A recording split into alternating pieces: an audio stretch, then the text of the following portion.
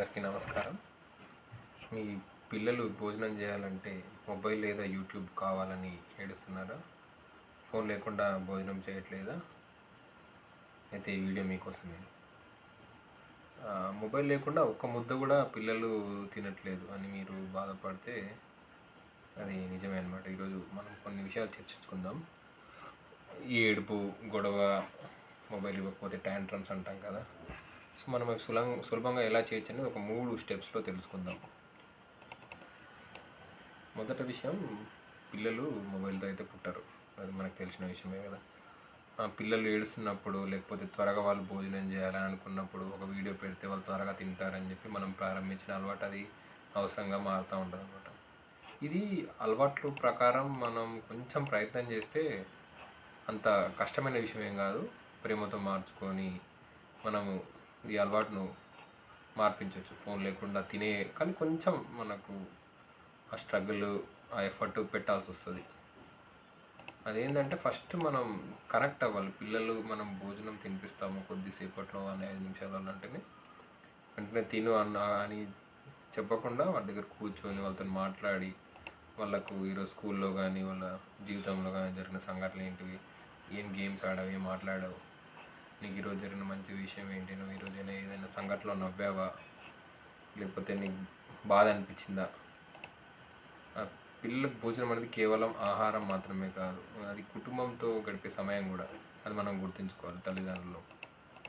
అయితే ఇంగ్లీష్లో ఒక సెంటెన్స్ ఉందన్నమాట, connection fils the heart before food fils the stomach అనేది. సో మనం అది గుర్తుంచుకోవాలి పిల్లల విషయంలో.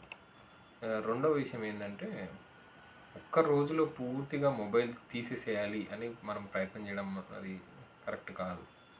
దానికి బదులుగా మనం ఒక అలవాటు వీళ్ళలో చెయ్యాలి.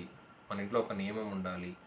భోజనం సమయంలో అందరి మొబైల్స్ ఒకటి మీరు ఏదైనా బాస్కెట్ లాగా పెట్టి ఆ బాస్కెట్లో అందరి మొబైల్స్ అక్కడ వేసేలాగా, వాళ్ళకి కనిపించేలాగా, వాళ్ళకు గుర్తుంటుందా, ఓకే ఇది నో మొబైల్ జోన్, ఓకే ఇక్కడ ఈ టైంలో ఇక్కడ మొబైల్స్ ఉంటాయి అందరివి, వాళ్ళు ఎక్కడ పెట్టుకోరు, లేక డిన్నర్ చేసే టైంలో, మీరు అందరు కలిసి భోజనం చేసే టైంలో, లేకపోతే ఫ్యామిలీ గ్యాదరింగ్ టైంలోనో, ఫ్యామిలీ అందరు కలిసి మాట్లాడే టైంలోనో మన తల్లిదండ్రులు కూడా ఫోన్ అక్కడ పక్కన పెట్టాలి. ఎందుకంటే ఆ రూల్ అందరికీ వర్తిస్తుంది కాబట్టి.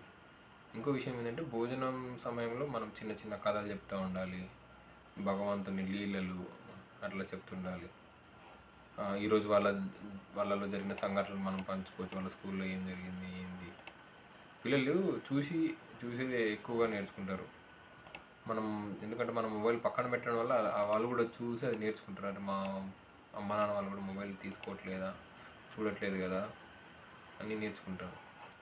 ఇంకో మూడో విషయం ఏంటంటే, మొబైల్ తీసేయడం మాత్రమే పరిష్కారం కాదు, దానికి బదులుగా వాళ్ళతో మనం ఆసక్తికరమైన అనుభవాన్ని ఇవ్వాలి.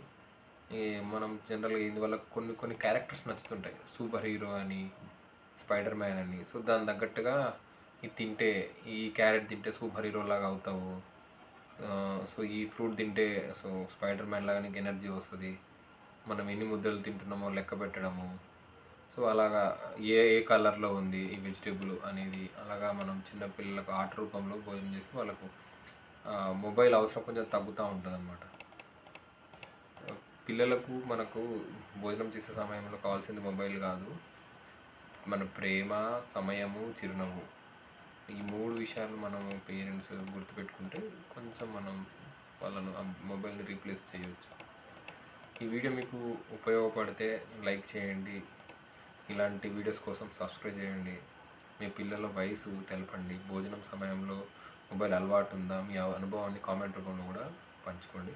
ధన్యవాదాలు. మళ్ళీ మనం ఇంకో వీడియోలో కలుద్దాం.